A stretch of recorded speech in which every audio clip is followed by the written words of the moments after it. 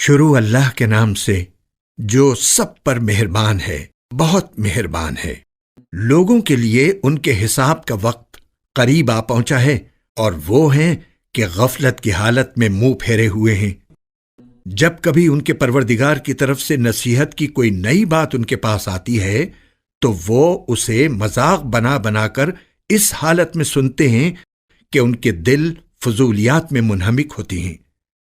اور یہ ظالم چپ کے ایک دوسرے سے سرگوشی کرتے ہیں کہ یہ شخص یعنی محمد صلی اللہ علیہ وسلم تم ہی جیسا ایک انسان نہیں تو اور کیا ہے؟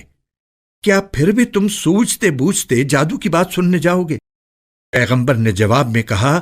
کہ آسمان اور زمین میں جو کچھ کہا جاتا ہے میرا پروردگار اس سب کو جانتا ہے، وہ ہر بات سنتا ہے، ہر چیز سے باخبر ہے۔ یہی نہیں بلکہ ان لوگوں نے یہ بھی کہا کہ یہ قرآن بے جوڑ خوابوں کا مجموعہ ہے،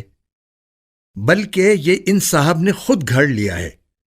بلکہ یہ ایک شاعر ہیں۔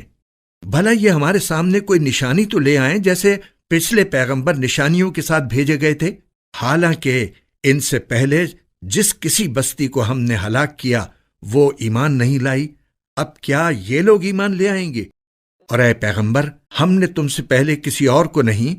آدمیوں ہی کو رسول بنا کر بھیجا تھا جن پر ہم وحی نازل کرتے تھے، لہذا کافروں سے کہو کہ اگر تمہیں خود علم نہیں ہے تو نصیحت کا علم رکھنے والوں سے پوچھ لو، اور ہم نے ان رسولوں کو ایسے جسم بنا کر پیدا نہیں کر دیا تھا کہ وہ کھانا نہ کھاتے ہوں، اور نہ وہ ایسے تھے کہ ہمیشہ زندہ رہیں۔ پھر ہم نے ان سے جو وعدہ کیا تھا اسے سچا کر دکھایا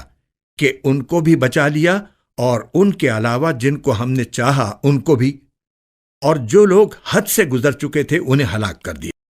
اب ہم نے تمہارے پاس ایک ایسی کتاب اتاری ہے جس میں تمہارے لیے نصیحت ہے، کیا پھر بھی تم نہیں سمجھتے؟